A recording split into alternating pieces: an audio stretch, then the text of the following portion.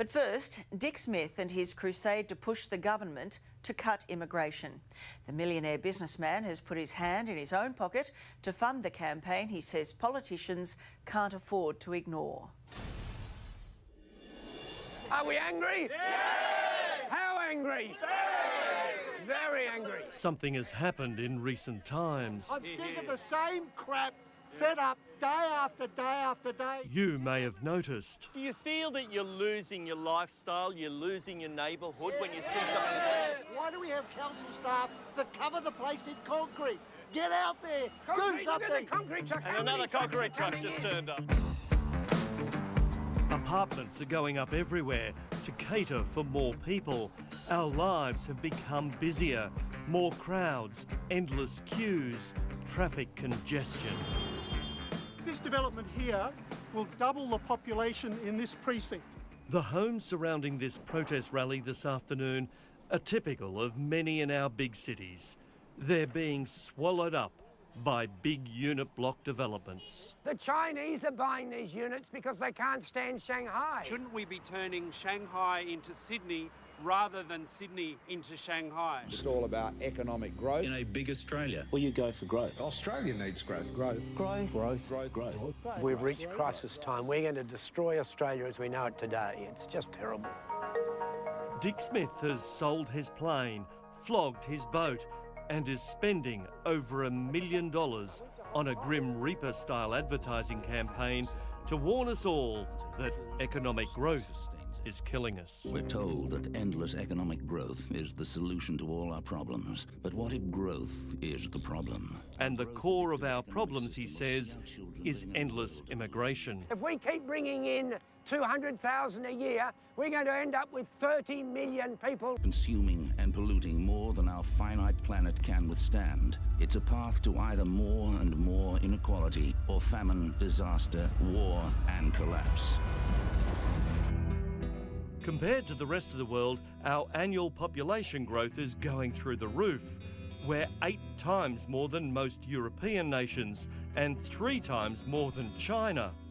What we have to do is be like the sensible countries in this world. They have no real growth. You look at the Scandinavian countries, under 10 million population each and really wealthy. They're smart.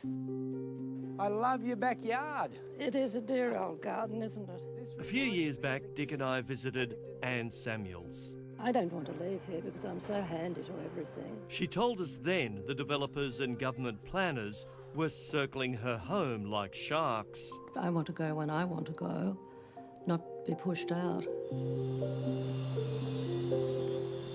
Well, Dick, it looks like Anne lost the battle. She lost the battle. There's going to be 69 units knocking her beautiful house down, and she's overlooked by 10 stories right next door. Hundreds of people will live where once there was one. And on the other side of Anne's are even more units and not a backyard to be seen. I mean, we've gone from free-range kids to battery kids. We spend as Australians $50 million a year in free-range chooks to look after the chooks. What about our kids? Because they're going to go into this, they'll be forced into this type of building. We end up like Shanghai. The Australia as we know it today will be gone forever. The high-rises there are really out of control. Give us back our sunlight. From the famous The man's home is his castle. Why do we have council? to the not-so-famous. They want to build us out. All the beautiful heritage-listed houses, they're being sold in sets of 2s and 3s, and then they put up high-rise. The unrest in our suburbs is growing, and so is the growth.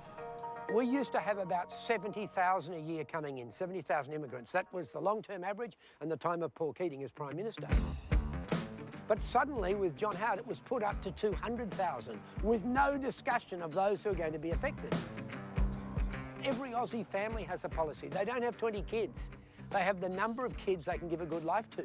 But when it gets to our political parties, there's no equivalent policy for the country.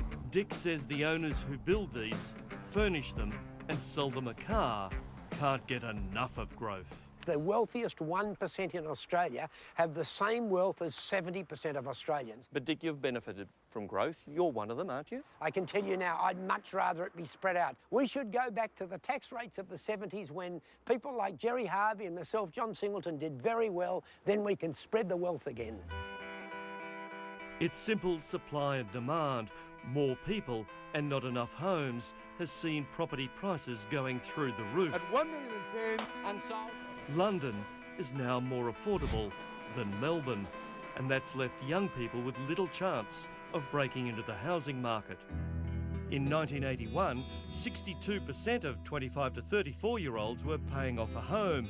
Today, just 29% are homeowners. And that's why we are seeing more of this, to keep up with more of them. Well, and the animals are habitat for animals. We're angry about it. Leaving those already here feeling hemmed in.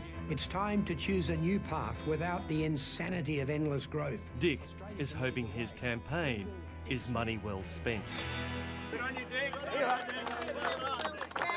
Thank you. Details on how to get one of Dick's free booklets are on our homepage.